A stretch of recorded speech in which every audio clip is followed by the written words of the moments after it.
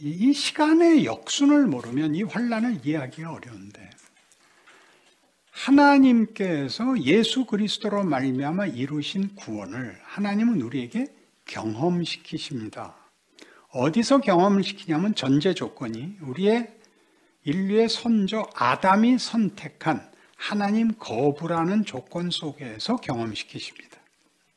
그러니까 예수의 구원은 재창조인데, 재창조라는 말은 창조를 전제하는 겁니다. 첫 창조를 망가뜨렸습니다. 그래서 우리 다 죄인이 되었습니다. 죄인된 자리로부터의 싸움입니다. 죄인된 자리에 보내서 거기서 구원을 만나게 합니다. 그러니까 문제는 죄인된 자리를 허락하는 것이 도대체 무슨 의미냐 하는 것입니다. 다시 전체 이해를 위해서 이렇게 생각해 보십시다. 예수가 오셔서 구원을 베풀었으면 그 이후로는 모든 인류가 천국을 누리게 하셨어야 맞지 않은가, 이런 생각을 할 수 있습니다. 안 그러신 이유는 모르지만 현실이죠. 그냥 현실입니다. 하나님이 어쨌든 구원을 베푸시고서 천국을 주시지 않고 그냥 살게 하셨는데, 그냥 살게 하신 데가 어디냐면 죄가 아직도 관영하고 사망이 최고의 권력이 된 자리, 이 세상에서 살게 하십니다. 그 속에서 우리를 구원하십니다.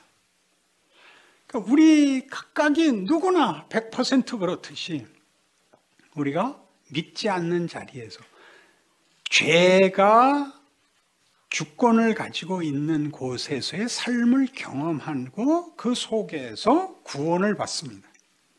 그렇게 함으로써 하나님은 우리를 두 가지를 비교하게 하십니다. 그러니까 환란은 왜 오느냐? 구원을 받기 전에는 환란일 것도 없습니다. 그게 그냥 현실에 불과한데, 구원을 받고 나면 그게 환란입니다. 믿음이 있고 소원이 있는데 그렇게 되진 않고, 하나님의 뜻대로 살고 싶은데 그것을 방해하는 권력이 더 센 곳에서 살아야 됩니다. 우리 마음 안에서 어떤 감동을 갖고 어떤 의지를 가지고 소원을 가졌느냐와 상관없이 외부 세력에게 집니다. 그렇지 않습니까? 내복은 왜 입죠? 내복 장사를 부자 만들기 위해서 입는다, 그렇게 말하는 사람은 없을 겁니다. 추우니까 입죠. 왜 춥죠? 감기 회사하고 짰나요? 추운 게 현실입니다. 하나님이 우리에게 하나님의 구원을 우리 안에 이루시는데 이 방법을 쓰신다, 이게 현실입니다. 이 문제를 외면하고 나면 도무지 신앙생활이 설명이 되질 않습니다. 엄연한 현실입니다. 여러분 마음에 가장 큰 신앙적인 자극을 받는 때가 어디입니까? 경건할 때가 아니고 자책할 때입니다. 왜요? 모멸스럽거든요. 자신이. 구원을 얻은 자의 큰 특징은 영광에 대해서 알게 됩니다. 경건의 명예를 알게 됩니다. 죄를 짓는 게 싫습니다. 죄를 지으면 괴롭고 못 살겠습니다. 그런데 해결이 되질 않습니다. 쉽게 벗어나지 못합니다. 잘했다고 했는데 아니었던 게 어디 한두 번입니까? 성경에도 계속 나옵니다. 잘하느라고 했는데 그게 아닌 거. 유대인들 전체가 그랬죠. 바울이 그랬잖아요. 하나님을 위하여 어디 불손하게 하나님의 아들이라고 말하는 게 와가지고 유일하신 하나님을 모독한단 말인가? 이게 바울의 열심이었잖아요. 그거 어떻게 됐어요? 죽게 한 방 맞았잖아요. 사울아 사울아 네가 어째 나를 핍박하느냐? 주여 네시오니까 나는 네가 핍박하는 예수다. 그가 한 모든 게 디모데전서 1장 12절에 뭘 되어 있어요? 내가 그때 알지 못하고 했다. 알지 못하고 했다는 것은 그의 과오를 희석시키는 표현이 아닙니다. 가장 못난 짓을 했답니다.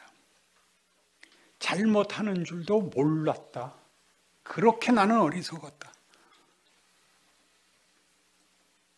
그러니 우리가 환난을 당한다는 것은 하나님께서 우리에게 주신 우리가 늘 그토록 고백하고 놀라는 그의 아들을 육신의 모양으로 보내 우리 손에 그를 넘겨 저주와 고난과 수치로 죽인 그 말할 수 없는, 늘 우리가 울면서 읊조리는, 자신을 자책하며 주 앞에 우리의 정성과 신앙을 고백하느라고 나열하는 예수 그리스도의 순환만큼이나 중요한 하나님의 방법이더라 말입니다.